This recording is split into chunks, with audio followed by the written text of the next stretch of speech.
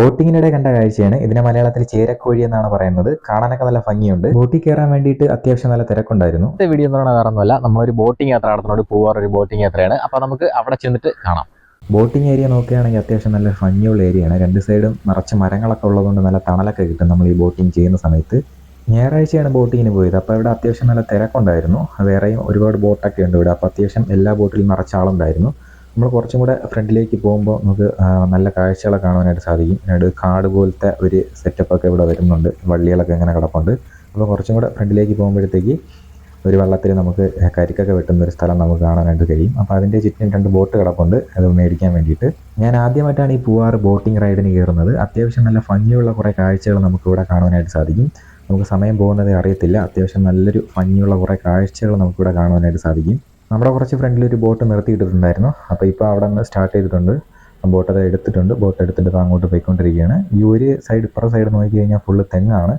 ഈ തെങ്ങൊക്കെ മറിഞ്ഞു നിൽപ്പുണ്ട്. ചിലതൊക്കെ നമുക്കിവിടെ കാണാനായിട്ട് സാധിക്കും. പോണ വഴിക്കൊക്കെ ഒരെണ്ണം നല്ല ചാഞ്ഞ് കിടപ്പുണ്ട്. തെങ്ങിൻ്റെ പോലെ ചാഞ്ഞ് കിടപ്പുണ്ടായിരുന്നത് നമ്മുടെ ബോട്ടിലിങ്ങനെ തട്ടിയിട്ടാണ് നമ്മുടെ ബോട്ട് ഇങ്ങനെ ഫ്രണ്ടിലോട്ട് പോയിക്കൊണ്ടിരിക്കുകയാണ്.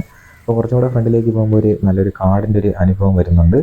ഇവിടെ നമുക്ക് വേറെ പ്രത്യേകിച്ചൊന്നും കാണാനില്ല. നമ്മുടെ ഈ ബോട്ടിംഗ് അനുഭവം മാത്രമായിരിക്കും നമുക്ക് കിട്ടുന്നത്. പിന്നെ അതുപോലെ തന്നെ ഇതിൻ്റെ അടുത്ത് തന്നെ ഒരു റിസോർട്ട് വരുന്നുണ്ട്. നമുക്കവിടെ ഫുഡ് കഴിക്കാനും അതുപോലെ തന്നെ റൂമൊക്കെ വേണമെങ്കിൽ നമുക്കവിടെ ചെന്ന് എടുക്കാവുന്നതാണ്. ഇവിടെ ധാരാളം ചേരക്കോഴിയൊക്കെ കാണാനായിട്ട് സാധിക്കും. അപ്പം നമ്മൾ ഈ പോകുന്ന വഴിക്ക് ഇതുവരെ നമ്മൾ കണ്ടിട്ടില്ല. അപ്പോൾ എന്തായാലും ഇവിടെ എവിടെയെങ്കിലും കാണാതിരിക്കില്ല. നമ്മൾ ഒരെണ്ണമെങ്കിലും നമ്മൾ ഇവിടെ നിന്ന് കാണും. ചേരക്കോഴി ഇംഗ്ലീഷിൽ പറയുന്നത് ഓറിയൻ്റൽ ഡാർട്ടർ എന്നാണ് പറയുന്നത്. അപ്പം നമ്മൾ ഇതിനെ നോക്കി പോവുകയാണ്. അപ്പോൾ ഇവിടെ എവിടെയെങ്കിലും കാണാതിരിക്കില്ല. അപ്പോൾ ഇവിടെ ഉണ്ടെന്നാണ് പറഞ്ഞത്.